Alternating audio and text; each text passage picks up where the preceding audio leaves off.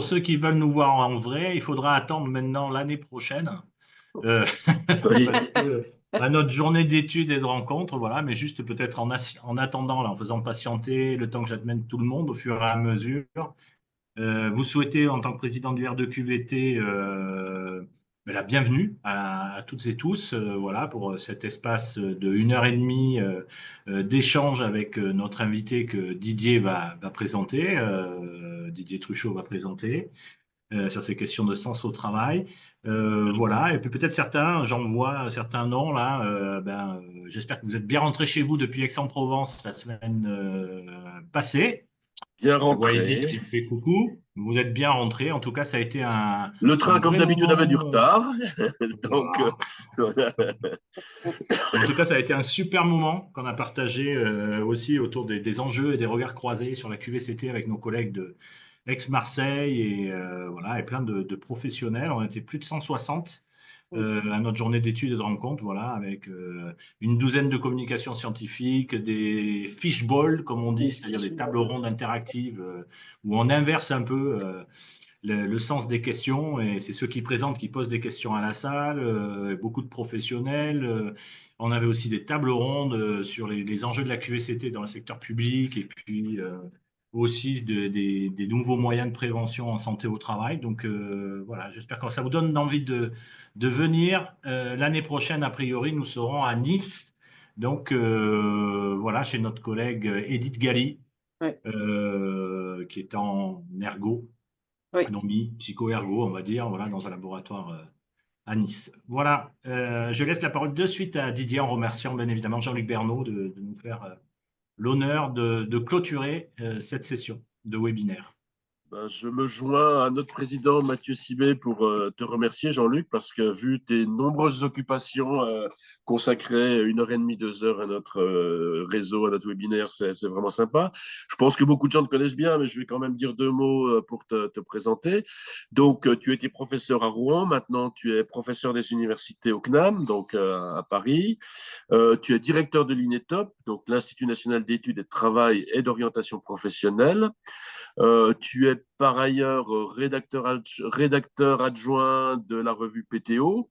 La revue PTO, donc Psychologie du travail et des organisations. Cette revue est l'organe officiel de l'Association internationale de psychologie du travail en langue française. Et j'en oublie, mais je vais ajouter que tu es président de l'Association française de psychologie existentielle. La psychologie existentielle étant un de tes points forts dans ton travail de recherche. Ça nous mène à la question du sens, donc justement, qui est le thème de ce webinaire. Donc, tes thématiques de recherche, ça porte sur la construction du sens au travail, notamment, construction du sens de la vie, santé au travail, développement du potentiel de l'individu, qui est un des thèmes au sein de l'INETOP. Alors, je signale, tu pourras les redire toi-même, mais je signale tes dernières publications sur des sujets qui peuvent nous intéresser. Donc, tu as publié, alors qui m'intéresse directement, en plus de 2004, tu as publié Psychologie de la retraite. Donc, voilà. Mais je crois qu'il y a des collègues qui vont bientôt être dans ma situation aussi, qui peuvent être intéressés. Donc, c'est un bouquin que tu as écrit avec Christian Elson et Venn Laurer, donc c'est chez Duno en 2004. Tu as écrit un traité de psychologie existentielle en 2021 qui faisait suite à une introduction à la psychologie existentielle qui datait de 2018, donc toujours chez Duno. Et puis, concernant donc le webinaire d'aujourd'hui, avec tes collègues Alain Letellier, Laurent Sauvet, Caroline Arnoux, Nicolas, Paul de Maricourt, tu as écrit en 2019 donc un bouquin qui s'appelle Le sens de la vie, sens du travail, pratique et méthodologie de l'accompagnement d'éducation, travail et santé, et c'est nouveau, assez également paru chez Duno.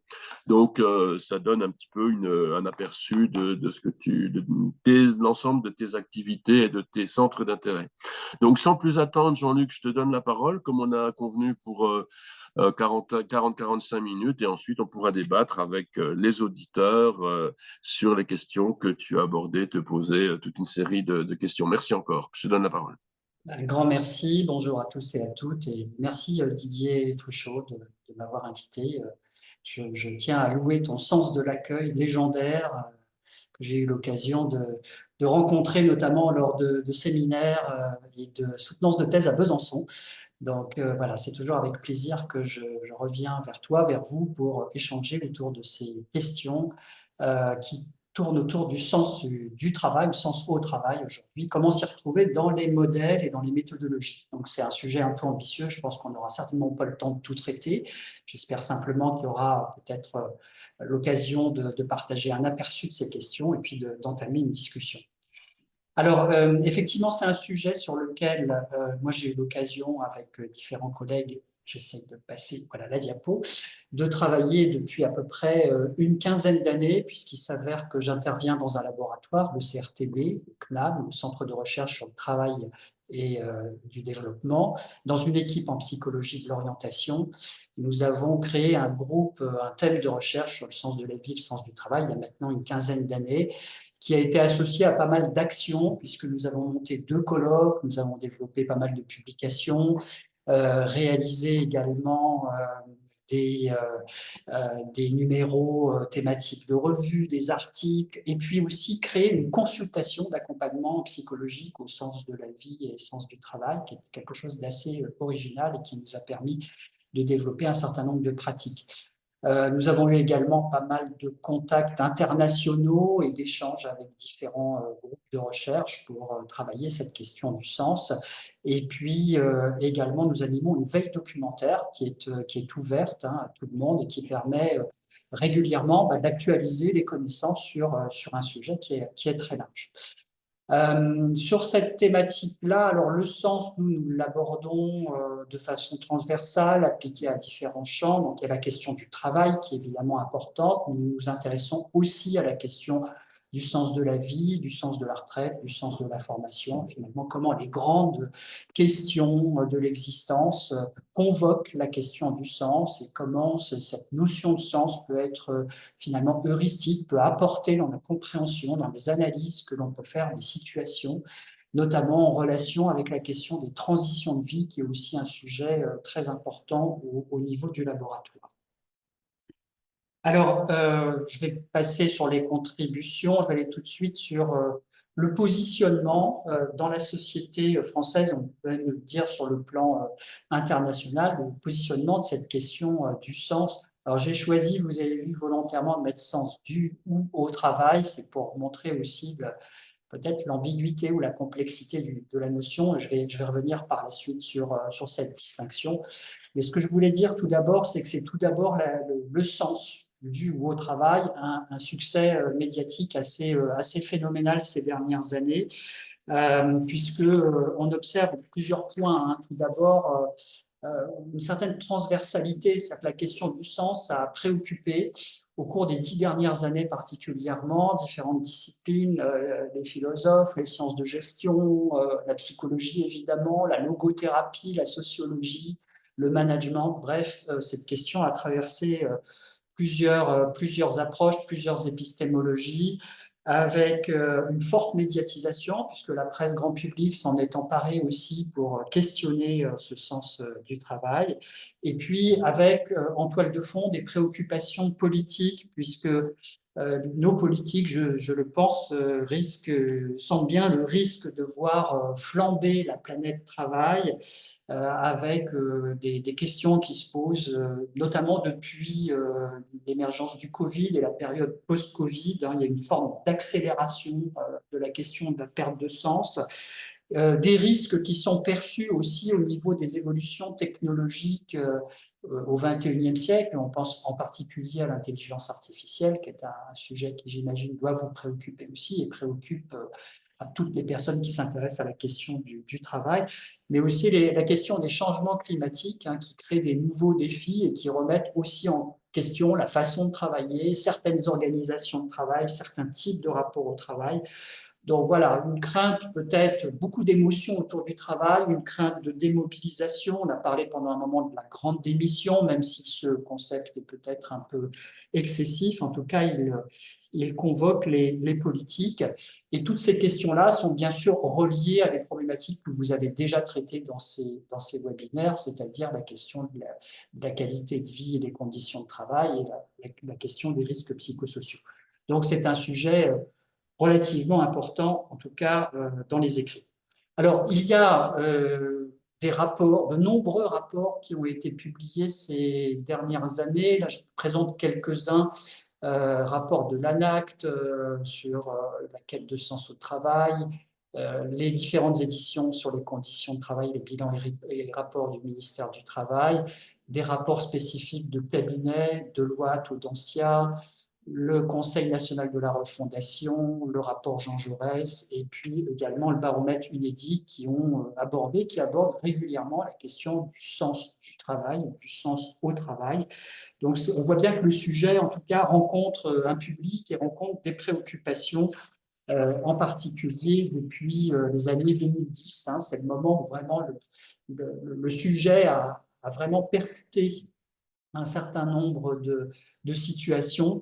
Et donc, on peut essayer de faire une synthèse de ces rapports, même si l'exercice est toujours difficile. Ces rapports, ils nous disent quoi? Ils nous disent tout d'abord que la notion de sens du travail, de sens au travail, c'est une notion complexe, subjective, qu'il faut la comprendre toujours par rapport à des contextes spécifiques, ou pas la comprendre simplement de façon détachée, qu'elle s'actualise en permanence, et que pour pouvoir la saisir, il faut aller au plus près du travail, et notamment de ce qui est exercé par les salariés. Le deuxième point clé de tous ces rapports, c'est de considérer que le sens, ce n'est pas simplement un concept abstrait, désincarné, mais ça correspond à un besoin qui est exprimé par les salariés, un besoin de trouver du sens, et cette demande, elle semble être croissante, et elle a été accélérée évidemment par les différentes crises du travail, et également renforcée par la crise du Covid. Un troisième paramètre sur lequel sont à peu près d'accord tous les rapports, c'est le fait que le sens est multidéterminé, c'est-à-dire qu'il n'y a pas une seule cause, il y a vraiment tout un ensemble de conditions, de phénomènes, de caractéristiques qui interagissent entre elles, qui relèvent des facteurs individuels, c'est-à-dire l'expérience personnelle, type de rapport qu'on a au travail, des caractéristiques qui peuvent être des caractéristiques motivationnelles, notamment de motivation intrinsèque, mais aussi une dimension collective assez importante. Le sens se construit dans la relation à l'autre, dans les échanges, dans les dialogues, dans les interactions avec autrui, et puis aussi des phénomènes organisationnels qui vont intervenir. On pense en particulier à la manière dont le travail est organisé ou désorganisé, et les modes de management qui sont utilisés, convoqués par les acteurs qui encadrent les salariés.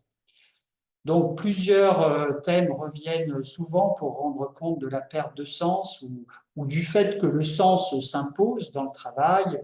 On cite souvent la question de la reconnaissance matérielle ou symbolique, l'utilité du travail, la qualité des relations, le rôle du manager, les différents types de conditions de travail, mais aussi la motivation intrinsèque. Et donc, nécessité, dans tous ces rapports, d'analyser à partir de différents paramètres le sens, et notamment, je vais y revenir bien sûr après, prendre en compte l'utilité, la cohérence et la direction des activités. Alors, évidemment, c'est un résumé très, très synthétique parce que ces rapports sont très riches, hein, sont foisonnants d'idées.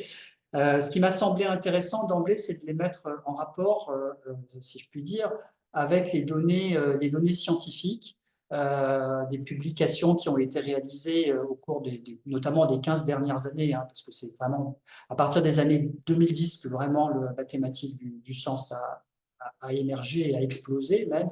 Alors, tout d'abord, ce qui est assez amusant, c'est que Irving Yalom, dans les années 80, faisait une sorte de prophétie en disant que bon courage à ceux qui vont s'aventurer sur ce type de terrain, en disant que finalement toutes les problématiques existentielles induiraient probablement une difficulté à faire carrière pour les universitaires parce que ce sont des sujets qui sont complexes, qui sont difficiles à circonscrire, à analyser. Et en tout cas, il faut peut-être aussi se poser la question de nos méthodologies, nous y reviendrons par la suite. En tout cas, en termes de bibliométrie, parce que c'est toujours intéressant de faire un petit focus sur l'état de l'art, il y a à peu près 400 références sur le sens du travail ou le sens au travail actuellement sur le plan international, ce qui est pas mal, mais c'est quand même pas extrême parce qu'il faut le resituer par rapport aux publications qui ont été produites sur le sens en général. On est plutôt de l'ordre de 10 000 productions scientifiques. Vous voyez, 400, ça reste quand même assez raisonnable. Alors, au niveau des mots-clés, dans la langue française, qu'on va retrouver souvent, c'est des mots-clés de sens du travail, sens au travail et travail signifiant. La notion de travail signifiant est beaucoup plus minime actuellement, surtout sens du travail et sens au travail. Et parfois, il y a des confusions qui apparaissent dans la littérature, ou en tout cas un manque de discernement ou de délimitation des concepts, puisqu'on va trouver des concepts qui sont associés ou qui sont proches, en particulier la question du rapport au travail, qui est beaucoup plus englobante, beaucoup plus large, la question de la centralité au travail parfois, et puis aussi la question de l'engagement professionnel, dont on va voir qu'elle est reliée assez fortement au sens. Alors, quand on regarde du côté des concepts en langue anglaise, là, on a tout un ensemble de concepts, d'ailleurs, qui sont souvent assez interchangeables. C'est-à-dire que les auteurs, parfois, ont tendance à utiliser un terme pour l'autre, sans toujours forcément les définir. Alors, je ne vais peut-être pas entrer dans le détail de tous ces termes, mais par exemple, meaning at work, c'est plus le sens au travail, c'est-à-dire comment les relations de travail, l'ambiance de travail, le climat social jouent un rôle fondamental dans le fait de trouver du sens à son travail. Le concept de meaningful work correspond davantage à un concept plus englobant, c'est-à-dire c'est ce qui résulterait de tous les concepts précédents. Et puis après, on a des termes plus spécifiques, par exemple, meaning in work est souvent utilisé pour caractériser le rapport à l'activité, à ce qu'on exerce dans le travail à proprement parler. Voilà, je vais avoir l'occasion de revenir là-dessus, mais c'est vrai qu'il y a besoin de clarifier, et c'est une recommandation principale qu'on pourrait donner, ce que signifient exactement ces termes de sens. Alors, il y a un article de Rousseau qui a fait cette tentative il y a maintenant pratiquement une dizaine d'années, mais qui ne répond pas finalement à toutes les questions qu'on peut se poser. Alors, l'intérêt scientifique pour le sens, il est évident, c'est un concept fort parce que, évidemment, je ne sais pas vous que je vais le dire, je pense que vous en êtes convaincus, le travail est central dans la vie, enfin en tout cas pour beaucoup d'individus, il occupe une place assez centrale dans le temps qu'on y passe, dans la construction de l'identité, parfois aussi dans la déstabilisation que le travail provoque. Donc, c'est vraiment une notion fondamentale. La subjectivité est au cœur des analyses et le sens, c'est un défi de ce point de vue-là. Ce qui va être intéressant aussi avec cette notion de sens, et c'est assez stimulant, c'est qu'il articule les dimensions organisationnelles et individuelles. Donc, on est vraiment à la croisée des chemins et puis on va prendre en compte des interactions assez complexes entre l'individu et puis l'environnement dans lequel il se situe. Moi, ce qui m'intéresse bien, c'est aussi comment on peut développer le sens depuis l'origine, puisque nous, on a développé des consultations d'accompagnement au sens pour permettre à des personnes qui sont en perte de sens de retrouver du sens dans leur travail. Donc, comment la question du sens, lorsqu'elle est travaillée, lorsqu'elle permet une prise de distance, une conscientisation, permet de développer la croissance, d'être facteur de bonne santé ou d'épanouissement au travail. Et puis, c'est un nouveau paradigme où ça ouvre vers de nouveaux paradigmes pour la recherche qualitative et quantitative. Alors, comme souvent dans les études, je pense que vous avez sans doute rencontré ça à différents niveaux. Les premières études sur le sens, sur la première décennie, ont repris grandement des modèles et des paradigmes existants, c'est-à-dire des modèles corrélationnels, des modèles de médiation, des modèles d'analyse de contenu thématique. Et donc, le prochain enjeu, le prochain défi, c'est d'aller évidemment beaucoup plus loin et de convoquer des nouveaux modèles de recherche peut-être plus ambitieux pour caractériser le fonctionnement du sens. Alors évidemment, pour aborder la question du sens du travail ou au travail, il faut arriver à définir le travail. Alors, il y a tellement de définitions du travail que c'est impossible d'en choisir une.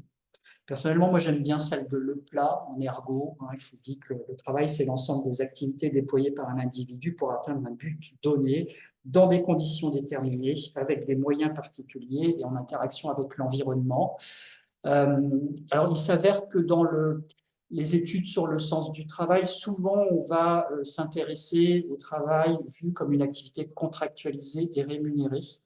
Alors, ça n'exclut pas d'autres formes de travaux, mais de fait, ceux-ci sont assez peu présents dans la littérature. Alors, ce sont sans doute des champs dans lesquels on pourrait développer des nouvelles recherches ou des nouvelles préoccupations, mais de fait, quand on parle du sens du travail ou du sens du travail, au travail, on exclut le bénévolat, le travail domestique, tout ce qui est informel, associatif, le travail illégal, évidemment, tout ce qui est voilà, vente de drogue, par exemple, ou activités de loisirs sont exclus de la plupart des recherches.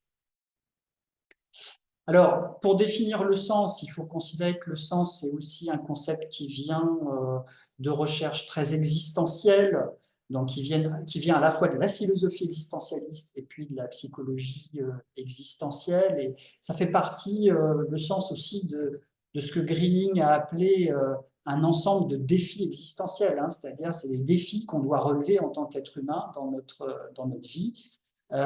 Construire du sens, parmi d'autres, hein, Greening cite la liberté et la responsabilité, la solitude et l'isolement, la finitude et la mort, et puis le sens, ça en fait partie, c'est-à-dire on doit en tant qu'être humain construire du sens pour exister, pour saisir ce qui se passe autour de nous, pour nous ajuster, pour nous connecter avec le monde. Donc le sens, c'est un processus quasi vital. On ne peut pas fonctionner sans sens. C'est ce que partagent en tout cas beaucoup d'auteurs comme Viktor Frankl. C'est un processus qui est complexe parce qu'il est à la fois il est mental, il repose sur des aspects cognitifs, sur des aspects émotionnels, sur les aspects psychosociaux. Il se construit dans le dialogue et dans l'échange. Il est propre au genre humain, donc ça c'est une spécificité, une marque de fabrique, j'ai envie de dire, de l'humanité, quelle que soit sa culture. Il nous permet de nous définir le sens et de définir notre rapport au monde. Et puis on va le voir dans beaucoup de modèles, il repose sur 3 composantes qui sont les buts, la cohérence et l'importance. Je vais revenir sur cette distinction, elle est évidemment essentielle. Alors, le sens du travail a fait l'objet de nombreuses définitions. On peut tout d'abord retenir 2 points. La définition de Caroline Arnoux-Nicolas, qui, dans un ouvrage, a dit que le sens du travail se définissait à travers la perception qu'a l'individu à la fois de son travail et de son rapport à celui-ci. Vous voyez, c'est assez englobant, hein, ça peut contenir beaucoup d'éléments. Et en même temps, ce qui revient chez beaucoup d'auteurs, c'est la complexité, c'est la multidimensionnalité de la notion, c'est-à-dire le sens du travail ne peut pas être réductible à un seul construit. Il y a forcément plusieurs façons de le considérer et de le déployer. Alors, pour aller un petit peu plus loin, si vous vous intéressez à la question, je vous recommande bien sûr des articles, des travaux qui ont essayé vraiment de définir en profondeur, à partir d'un ensemble de contributions, le sens du travail, donc en partant de catégories de définition. Donc, il y a un travail qui est assez intéressant qui a été réalisé par Boss en 2017 qui propose 4 volets qui permettent de trier un peu l'information puis de s'y retrouver dans les définitions du sens du travail. Donc, il propose une définition générique, d'ailleurs, in fine, à la fin de ce travail, qui est le travail signifiant l'expérience subjective d'une signification existentielle résultant de l'ajustement entre l'individu et le travail. Ça, c'est la vision globale. Après, sur les différents paramètres, on va trouver les éléments qui portent sur la signification positive et ou l'objectif du travail. C'est une première catégorie de définition. Une deuxième qui renvoie aux conduites intrinsèquement motivées. Donc là, on est plutôt sur la motivation intrinsèque, le rapport à l'activité et l'appétence que ça crée chez l'individu. La troisième catégorie de définition renvoie à l'ajustement et aux cohérences. Alors, on va voir que cette notion de cohérence, elle est intéressante, elle mérite vraiment d'aller plus loin dans la compréhension de ce que cela signifie, parce que souvent, c'est très lié aux questions éthiques, à la cohérence entre les valeurs de l'individu et ce qu'il rencontre dans l'organisation, mais on peut aussi peut-être la penser autrement, cette cohérence. Et puis enfin, le quatrième volet concerne la question de l'accomplissement et en particulier les contributions de l'individu dans le travail et notamment sur le plan social. Donc vous voyez, ça permet de délimiter l'espace conceptuel du sens du travail ou du sens au travail. En même temps, ça ne résout pas toutes les questions, puisque évidemment, il faut le confronter aussi à des données empiriques, et puis peut-être discuter plus en détail ces notions pour voir fondamentalement ce qu'elles permettent de comprendre de ce sens du travail. Alors, bien sûr, la recherche empirique s'est beaucoup développée. Alors, nous y avons un peu contribué au niveau de notre labo. Il y a beaucoup de travaux internationaux qui sont développés sur le champ. Je ne vais pas tous les présenter parce que ça dépasserait complètement les 3/4 d'heure qui me sont alloués. Mais il y a des modèles au départ qui ont été bifactoriels, qui sont intéressés à la distinction entre la présence et la quête de sens. Des modèles qui sont centrés sur les déterminants. Je voudrais rendre hommage à Estelle Morin, qui a été l'une des premières à parler du sens du travail et puis à mener des études dès les années 2008, en s'intéressant en particulier aux déterminants du sens. Et puis des modèles qui sont plus dialogiques, alors le modèle de Weick sur le sense-making, les modèles de maintenance dynamique du sens aussi, donc ce sont des modèles qui sont intéressés à la façon dont le sens se construit, la façon dont il s'actualise, la façon dont les dialogues, les interactions dans le travail participent à la construction du sens du travail. Et puis enfin, un modèle qui aujourd'hui a tendance à s'imposer dans la littérature, aussi bien pour le sens du travail d'ailleurs que pour les autres formes de sens, en particulier le sens de la vie, c'est le modèle qu'on qualifie de tripartite. Et je vais avoir bien sûr l'occasion de présenter un peu ce modèle. Alors, du point de vue de la recherche empirique, évidemment, vous savez, du côté de la recherche, on essaye de bâtir des modèles et puis d'aller sur le terrain pour recueillir des données, pour voir comment les données se comportent, d'essayer d'analyser un petit peu les convergences et puis de voir à quoi sont liées ces données, parce que ça nous aide vraiment à progresser dans la structuration des connaissances et puis aussi arriver aussi à légitimer l'intérêt d'un construit, peut-être poser aussi la question des limites des construits. On va avoir l'occasion d'en discuter parce que le sens, c'est pas facile et ça pose pas mal de problèmes. Alors, un des premiers qui a travaillé sur le sujet, c'est Michael Steger, qui a beaucoup travaillé sur le sens de la vie, mais qui en 2012 a proposé aussi un modèle en 3 dimensions du sens du travail, en distinguant, alors vous avez les 3 dimensions rouges, puis des exemples d'items qui sont présentés.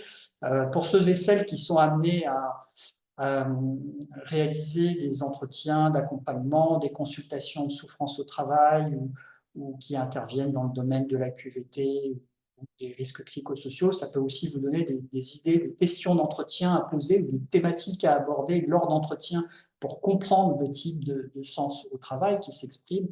Donc Steger distingue le sens positif au travail, c'est-à-dire le fait de considérer que le travail est important et signifiant personnellement. Donc c'est une dimension assez globale, assez générale, qui pourrait être assez proche du travail signifiant. La deuxième dimension, c'est la construction de sens à travers le travail. C'est une dimension qui n'est pas tout à fait équivalente, mais qui est assez proche de la centralité du travail, c'est-à-dire dans quelle mesure le fait de travailler apporte à la vie, apporte à ma propre vie, m'enrichit, me permet d'avoir une identité, me permet d'exister dans le monde. Et puis une troisième dimension qui est la motivation ou les motivations pour le bien commun. Alors c'est assez proche de ce qu'on appelle l'impact, l'importance, l'utilité sociale, c'est-à-dire dans quelle mesure le travail que j'exerce a un impact sur le monde et sur les autres, et comment ça vient me nourrir cet impact aussi pour changer ma vision du travail et mon propre sens du travail. Donc vous voyez, on est sur des modèles multidimensionnels. Alors, appliqué à la France avec Caroline Arnoux-Nicolas, qui a beaucoup travaillé sur ces questions-là, nous avons, dans les années 2015 à 2017, publié pas mal d'articles sur un modèle et la validation d'un questionnaire portant sur le sens du travail en langue française. C'est un des premiers qui a été publié sur cette question. Donc, il a fait l'objet de validation plutôt dans la fonction publique, mais après, il a été utilisé pour pas mal de recherches dans différents contextes.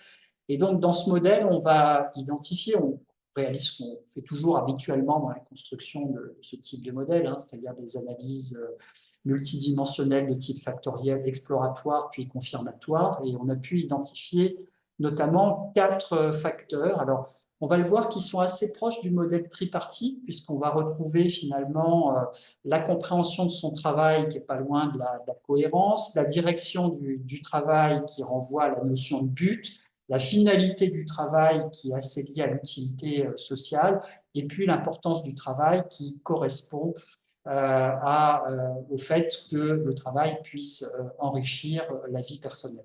Donc, on est assez proche du modèle tripartite. On voit que certaines de ces dimensions se superposent et renvoient au modèle précédent, mais on est aussi sur quelque chose qui se structure un peu différemment. Donc, la question, c'est que va-t-on retenir finalement de ces différentes modélisations pour aller vers peut-être un modèle unique? Alors, un troisième modèle qui a été testé aussi dans la littérature française, c'est le modèle d'Estelle Morin, qui a proposé en 2020, et nous l'avons utilisé dans un article avec Élodie Chevalier et différents auteurs, un article qui a été publié. Ce modèle qui repose sur deux niveaux, alors qui est assez intéressant parce que la façon d'appréhender le sens un peu différente. C'est un modèle qui va prendre en compte les déterminants du sens et qui va s'intéresser en particulier à 6 classes de déterminants qui sont l'utilité, l'autonomie, les occasions d'apprentissage, la rectitude morale, et puis 2 dimensions sur la qualité de la relation, qualité avec les supérieurs et qualité avec les collègues. Donc on s'intéresse aux déterminants, pourquoi? Parce qu'on sait que ces déterminants, en tout cas dans les études qu'Estelle Morin a pu réaliser, jouent un rôle assez considérable dans le façonnage du sens du travail, même si, j'y reviendrai un petit peu après, on manque un peu d'études causales sur cette question. C'est-à-dire qu'on a quand même beaucoup d'études corrélationnelles, mais assez peu d'études causales. Hein. Donc, on est aussi parfois sur des hypothèses, sur des conjectures. Alors, ce qui est intéressant dans le modèle d'Estelle Morin, c'est qu'elle distingue 2 formes de sens, d'où aussi mon titre, le sens du travail et le sens au travail. Alors, le sens du travail correspondant davantage au rapport entre l'individu et le travail qu'il exerce, le rapport à l'activité, et donc avec la cohérence que ça suppose, la signification que ça suppose. Et elle distingue cette notion du sens au travail qui renvoie davantage au contexte, à l'organisation, aux relations de travail, donc plutôt le contexte social dans lequel on s'inscrit. Alors, lorsqu'on regarde des études de validation qui ont été menées, alors au départ, c'est un modèle canadien. Est-ce qu'il est transposable pour la France? Est-ce qu'on parle évidemment la même langue, à quelques différences près. Les contextes organisationnels sont un peu différents, ce n'est pas le même continent.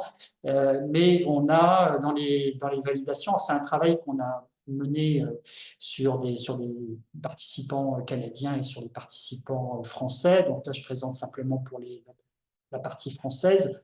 On obtient des indices de fidélité qui sont très satisfaisants pour toutes les échelles. Et puis, en réalisant des études confirmatoires, on a des indices d'ajustement qui sont aussi très satisfaisants, qui semblent montrer que le modèle marche bien. En tout cas, en termes de validité interne, c'est un modèle qui semble tout à fait conforme aux hypothèses initiales. Alors, qu'est-ce qu'on peut retenir de tout cela? Vraisemblablement, vous voyez, il y a plusieurs façons d'appréhender le sens du travail et le sens au travail. Ça dépend un peu des auteurs, du type d'items, de définitions ou de références sur lesquelles ils se sont adossés. Après, quand on regarde un petit peu la littérature, et en particulier sur les 5 à 7 dernières années, ce qui tente à s'imposer quand même assez nettement dans les développements sur le sens, c'est le modèle tripartite. Alors, le modèle tripartite, qu'est-ce que c'est? C'est un modèle qui va distinguer la cohérence des buts et l'importance. On va parfois ajouter dans le domaine du travail cette 4e dimension qui est l'apport du travail à la vie, hein, donc en quoi le travail contribue à l'existence. Et quand même, ce modèle tripartite semble avoir la faveur d'un certain nombre d'auteurs qui ont essayé de le travailler de différentes façons. Alors, il y a des articles qui approfondissent certaines des thématiques. Par exemple, dans la thématique des buts, c'est en fait une question assez complexe hein, qui renvoie à plusieurs ouvertures théoriques. Et il y a eu dans American Psychologist un très bon article de Kashdan et collaborateurs l'an dernier, qui a explicité vraiment ce que cette notion de but pouvait relever dans toute sa complexité. Donc, la cohérence, les buts et l'importance, voilà, trois dimensions alors, qui ont été relativement bien circonscrites, même si elles posent encore pas mal de questions, finalement, sur la façon de les définir et la façon de les opérationnaliser. Hein. Ce n'est pas encore totalement achevé, ce travail.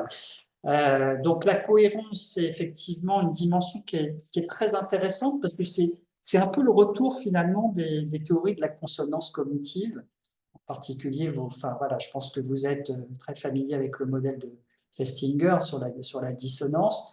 Et donc, il s'agit un peu de ça, c'est-à-dire en quelle mesure finalement nous percevons le travail, ce que nous faisons, ce qu'on nous fait faire, les injonctions de l'environnement, nos propres valeurs, comment tout cela finalement est cohérent, devient cohérent ou inconsistant, ce qui peut faire perdre du sens à un moment donné si les niveaux de cohérence n'atteignent pas un seuil suffisamment élevé.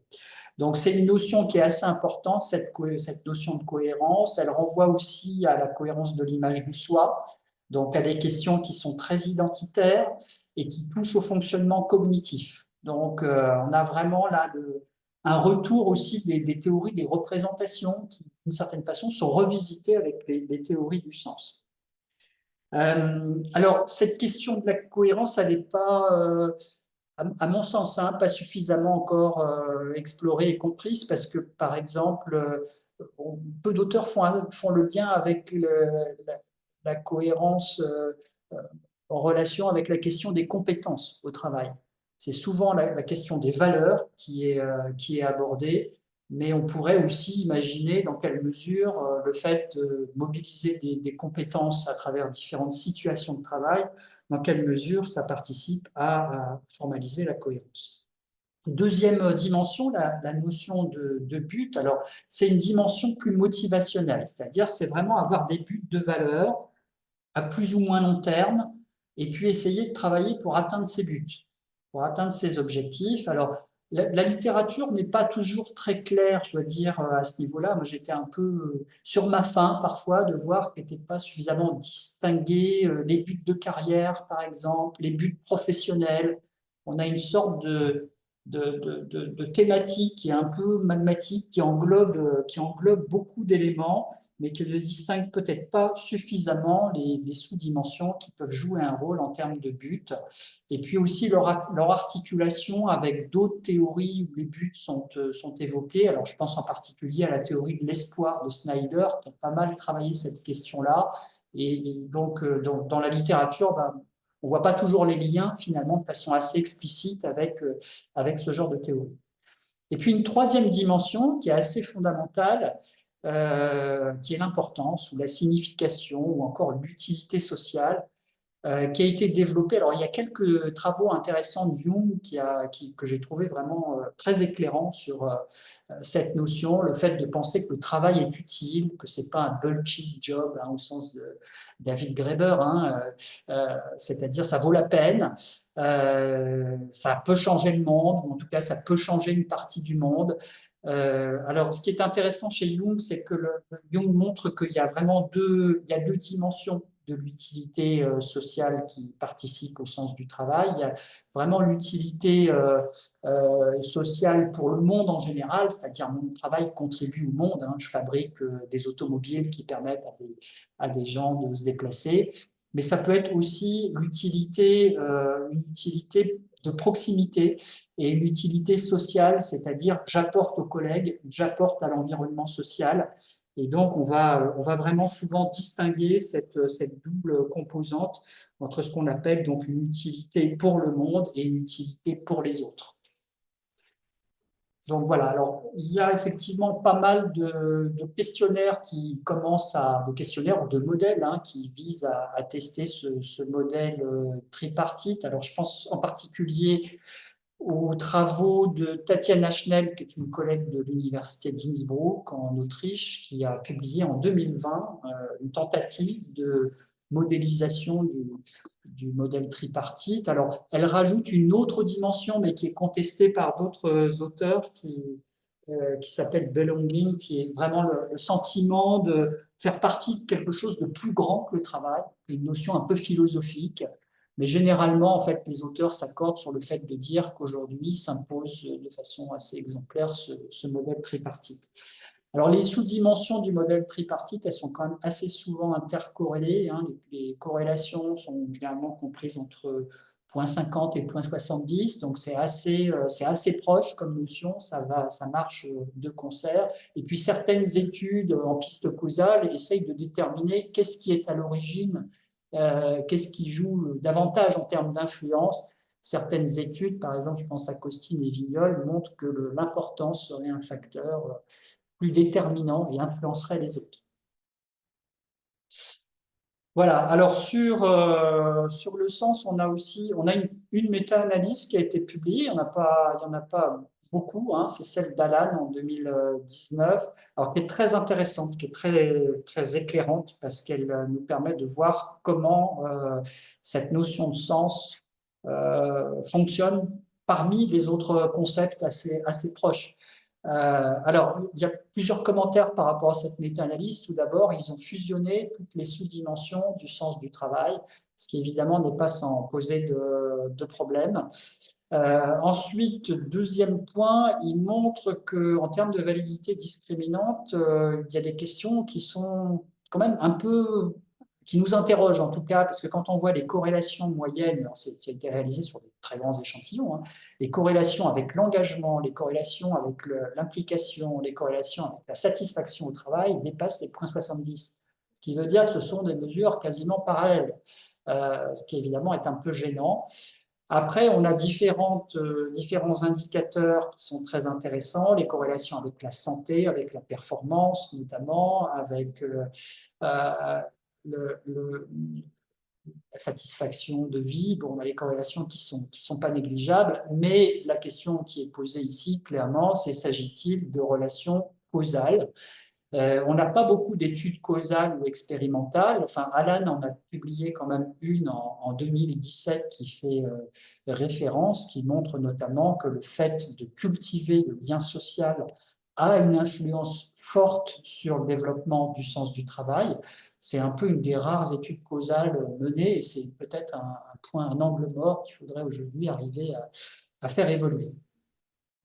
Alors, sinon, ce qui revient beaucoup dans la littérature aussi, c'est dans le jeu des variables, dans l'organisation des variables, le sens est souvent vu comme un médiateur entre les conditions du contexte et puis des variables type output, hein, c'est-à-dire que globalement, ce qui se passe, hein, le phénomène qui est souvent relevé, en tout cas, je pense à l'étude de Lee et Lee en 2019, mais d'autres études qu'on a réalisées aussi en France, les conditions du contexte transforment le sens et le type de rapport qu'on a au travail, et ce type de sens du travail, de rapport au travail, va ensuite avoir une incidence sur la manière dont nous allons nous comporter dans les situations de travail, la façon dont nous allons nous ajuster, la façon dont nous allons performer, la façon dont nous allons ressentir émotionnellement le travail, et puis peut-être aussi le fait de vouloir quitter un environnement professionnel va être influencé in fine par ce type de cheminement.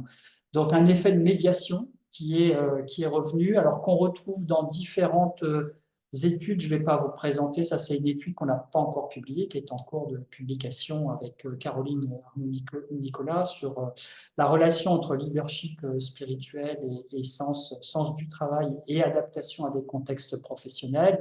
Alors on voit dans cette étude très clairement que le leadership spirituel a une influence sur le sens du travail. Les corrélations sont comprises entre 0,30 et 0,44. Le sens a lui-même une influence sur la réussite, 0,46, et puis bien sûr sur le bien-être et sur les intentions de mobilité professionnelle. Et on a bien retrouvé dans cette étude aussi un effet de médiation, c'est-à-dire que le leadership influence le sens qui ensuite influence l'adaptation des individus à leur environnement. Alors, je vais passer tout ça puisqu'il ne nous reste plus beaucoup de temps. Alors, évidemment, il y a... Oh, tu peux prendre encore du temps, Jean-Luc, il n'y a pas de problème. Ah ben, c'est bon. Oui, Alors, c'est bon. j'aurai peut-être l'occasion de revenir sur d'autres études qui sont en cours sur le développement du sens. Disons que t'as encore un quart d'heure, si Bon, si ça c'est bon va, pour toi. ça va, c'est bien. Euh, Ce qui peut-être dans les études sur le sens fait un peu défaut, me semble-t-il, hein, après avoir analysé un peu la littérature, ce sont les études qualitatives. On a assez peu d'études qualitatives de qualité, en fait, sur le sujet, alors que tous les auteurs s'accordent sur le fait que finalement, prendre en compte des dimensions mesurées à travers un modèle tri- ou quadridimensionnel, ça ne suffit pas pour rendre compte de la complexité du sens. Alors, il y a quand même quelques travaux qui sont intéressants, notamment, étonnamment, en sciences de gestion, Pauline de Bec-de-Lièvre, qui a en 2020, juste après le Covid, enfin, l'arrivée du Covid, a fait des études sur le sens du travail et s'est intéressée à la façon dont le sens du travail évoluait comme processus, c'est-à-dire comment ça se construit, comment ça s'actualise. Et là, on a des travaux qui sont assez intéressants parce qu'ils montrent que dans un contexte de crise particulière, ce qu'on a pu appeler d'une certaine façon un choc de carrière au sens de la théorie d'Ackermann, hein, sur les chocs de carrière, eh bien, le sens de travail va être bouleversé et va donner lieu à des patterns d'évolution qui sont assez particuliers. Et notamment, elle identifie 4 patterns différents qui jouent à peu près à proportion égale, avec, dans certains cas, plutôt une évolution positive du sens du travail, c'est-à-dire qu'on peut avoir une confirmation que son travail a du sens, voire même une révélation. Alors, on a pu le voir avec les professions de santé, vous savez, qui étaient applaudies au moment du Covid et qui ont découvert que ben voilà, ils étaient finalement aussi bien aimés par la population, même si ça n'a pas duré. Hein, voilà, il y a eu ce phénomène-là à un moment donné. Donc il peut y avoir une révélation, une prise de conscience que finalement on compte beaucoup, mais aussi une remise en cause pour certains salariés, voire même une rupture de sens du travail. Alors je pense que tout le monde a en tête, par exemple, pendant la crise du Covid, la notion, alors une notion qui est vraiment très en rapport avec le sujet du jour, des professions non essentielles. Vous savez, les libraires qu'on a fermés parce qu'ils étaient des professions non essentielles. C'est-à-dire comme si on n'avait pas besoin de livres pour vivre. Je ne sais pas ce que vous partagez par rapport à ça, mais moi, si j'ai plus de livres, je ne peux plus vivre, quoi. Donc, c'est une notion très subjective. Donc, voilà. Donc, et ça peut conduire effectivement à une remise en cause du sens du travail, c'est-à-dire qu'on ne peut plus s'inscrire dans une logique organisationnelle, dans une culture du métier, dans une certaine façon de penser son travail. Alors, ce qui est très frappant, par exemple, actuellement, je dirais qu'il y a tout ce qui est lié à la crise écologique, avec beaucoup de personnes qui ont du mal aujourd'hui à travailler pour des organisations dont la vocation est de polluer la planète. Donc là, ça provoque une crise, évidemment, de sens du travail qui est absolument phénoménale. Mais on a aussi parfois des ruptures de sens vraiment très très fortes avec des reconfigurations et des reconversions à 180 degrés. Hein. Je pense par exemple à tous les travaux sur les bifurcations professionnelles et en particulier, je pense aux métiers de la finance ou à des métiers un peu désincarnés comme ça, où on peut avoir une vie très confortable et au bout d'un moment se dire, mais au fond, à quoi ça sert cet univers et quelle est la finalité de mes actions, ce qui va évidemment changer complètement la donne dans son rapport au travail. Donc voilà, ce type de travaux assez dynamiques, je trouve, est intéressant, même si on en manque un peu, et permet de montrer que le sens, c'est quelque chose qui n'est pas, c'est pas acquis, c'est pas quelque chose qui est enraciné une fois pour toutes, mais c'est quelque chose qui est très fragile, qui répond à des dynamiques et qui rencontre aussi des évolutions de contexte, des évolutions au niveau de la société dans son ensemble qui vont parfois faire tomber le sens à la renverse avec des occasions qui sont très belles, avec parfois aussi des situations un petit peu à contre-pied, que j'ai pu observer aussi dans les accompagnements ou dans certaines études, c'est comment la maladie, par exemple, pouvait parfois, la maladie grave, la maladie potentiellement mortelle, pouvait aussi parfois favoriser le développement du sens du travail, parce que tout s'éclaire à ce moment-là, on fait d'autres connexions, et on prend goût véritablement à son rapport au travail, ce qui va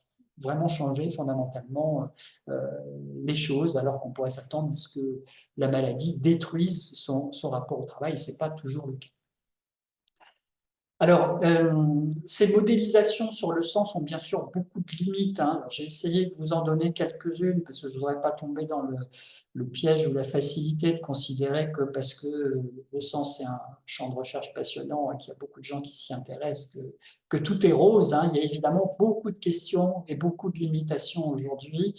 Première limitation que j'ai citée, c'est tout d'abord quel sens ça a de parler du sens au singulier, c'est-à-dire d'étudier juste un paramètre global de sens du travail ou au travail.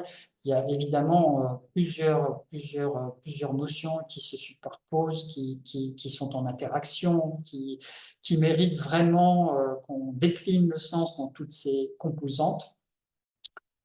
Deuxième défi, c'est parfois le sens est confondu ou se superpose avec les conditions de travail ou le rapport au travail. Donc il y a vraiment il y a besoin de clarification par rapport à cette question-là. Est-ce qu'on n'est pas parfois un peu dans la redite ou la répétition? Est-ce qu'on ne prend pas le sens? Est-ce que c'est pas parfois des vessies pour des lanternes? Est-ce qu'il n'y a pas finalement une sorte de conceptualisation exagérée ou excessive dans la façon de surutiliser le terme de sens qui parfois est un peu dénaturé?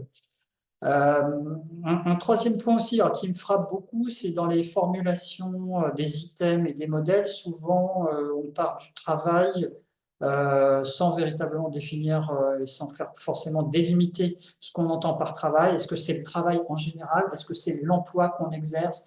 Est-ce que ce sont les missions, les tâches, les activités? Tout ça est parfois un peu confus finalement dans les études sur le sens du travail. Et ça mériterait des clarifications. Ça mériterait aussi peut-être de questionner dans des études le cas des personnes qui exercent plusieurs emplois, c'est-à-dire de quel sens au travail parle-t-on finalement. Il y a beaucoup de personnes qui sont sur des activités multiples ou des missions multiples qui ont des significations très différentes, voire antagonistes. Donc, comment ils intègrent l'information et comment ils se construisent un rapport au travail signifiant, c'est un défi, je pense, qu'on n'a pas suffisamment éclairé aujourd'hui dans la littérature. La validité discriminante du concept, moi j'étais vraiment intéressé, mais en même temps un peu inquiet de voir que finalement ce concept de sens, il se recouvrait avec pas mal d'autres concepts. Alors, c'est toujours la question qu'on se pose quand on fait de la recherche. Est-ce qu'on n'a pas tendance finalement à faire semblant de découvrir des notions qui existaient déjà sous d'autres formes, essayer de modéliser des éléments qui ont déjà été éprouvés. Donc, je pense qu'en tout cas, il faudrait peut-être clarifier un petit peu la distinction entre sens et satisfaction ou sens et engagement, qui sont quand même très liés aujourd'hui. Comment on peut arriver à mieux les comprendre. Nécessité de développer des données qualitatives. Alors en particulier, moi je travaille pas mal avec l'IPA. L'IPA, c'est l'analyse phénoménologique interprétative. Donc c'est une méthode d'analyse qualitative qui cherche à rendre compte de l'expérience vécue. Il y a eu assez peu d'études qui ont pris en compte le sens du travail en utilisant l'IPA. Or, je pense que c'est une méthode qui a un fort potentiel pour essayer de comprendre le lien intime que les individus expriment vis-à-vis du travail, dans leur fort intérieur et comment tout cela se construit ou se déconstruit. Donc, on aurait vraiment besoin de ce type de données. Et puis, bien sûr, besoin d'études longitudinales, parce que là, ça fait franchement défaut, d'études causales peut-être aussi. Ça fait franchement défaut en matière de sens du travail, on en manque cruellement. Et il y a beaucoup d'hypothèses. Les rapports d'études sont aussi souvent assez descriptifs. Donc, on a certes des éléments de questionnement, mais finalement assez peu de confirmation sur la façon dont le sens se construit et s'actualise. Donc voilà quelques perspectives de recherche et de développement. Mieux définir ce qu'est le sens du ou au travail. J'ai essayé de vous donner quelques petits éléments aujourd'hui, mais ça reste à développer. Développer les modèles longitudinaux et expérimentaux. Peut-être analyser le rôle de la famille. Alors ça, c'est un aspect, un angle mort aussi. Alors, il y a des travaux sur le conflit travail-famille, hein, mais peut-être sur le sens lui-même, je pense qu'on est un petit peu en manque. comment le milieu familial d'origine et comment la cellule familiale participe aussi à la construction du sens du travail, parce qu'on sait qu'il y a beaucoup de dialogues qui se nouent entre les générations au sein du couple. Voilà. Et donc, peut-être quelque chose serait à explorer dans ce sens. Évidemment, la question des évolutions, des mutations technologiques, la question de la précarité du travail. Alors, il y a des travaux très intéressants qui ont été réalisés sur les professions mal aimées, sur les sales boulots, par exemple. Donc ça, je pense que ça pourrait être repris, mais plus au niveau de la précarité du travail. La question des migrants, par exemple, ils sont confrontés à des situations. On a fait une publication sur les migrants au Danemark, mais portant plus sur l'accompagnement au sens. Ce serait intéressant vraiment d'explorer la question de comment le sens du travail se construit chez ces publics. Mieux comprendre aussi les différences interculturelles, parce qu'on a assez peu d'éléments aujourd'hui qui permettraient de voir un petit peu comment, selon les pays, comment, lorsque le travail est informel, par exemple, comment le sens du travail se développe, comment dans les générations actuelles aussi, même si il y a quelques articles qui ont été publiés il y a une bonne dizaine d'années maintenant sur les générations Y, comment les générations actuelles s'emparent de cette question du sens. Et puis, voilà, comment peut-on, à partir de là, développer des nouveaux instruments, puisque les premiers instruments sont des galops d'essai, j'ai envie de dire, mais il est important maintenant peut-être de disposer d'instruments peut-être plus actuels, prenant davantage en compte les dernières études. Et nous travaillons actuellement, notamment avec Caroline Arnaud-Nicolas, sur une version 2.0 de l'inventaire du sens du travail. Et puis, bien sûr, encourager d'autres études qualitatives. Ça semble essentiel pour pouvoir comprendre cette notion et déterminer un peu mieux comment elle se construit et s'actualise. Donc, vous voyez, une vie, même plusieurs vies n'y suffiront pas. Il va falloir qu'on s'y mette tous autour de la table et qu'on développe dans les années à venir de nouvelles études sur le sens du travail, en tout cas un potentiel important. Je sais que peut-être parmi les participants au webinaire, je vais peut-être terminer là-dessus, il y a aussi des praticiens qui se posent la question de savoir comment développer le sens du travail. Alors, on a aujourd'hui quand même pas mal de données et quelques hypothèses qui permettent de déterminer quels sont les leviers d'action. Il y a plusieurs points de convergence. Ces éléments ne sont pas forcément hiérarchisés, mais ce qu'on sait et ce que tout le monde partage à peu près, c'est que c'est d'abord le sens du travail, c'est d'abord la responsabilité des organisations et de l'encadrement des leaders, des managers. Donc, effectivement, comment penser les conditions de travail et des modes d'encadrement qui favorisent le développement du sens.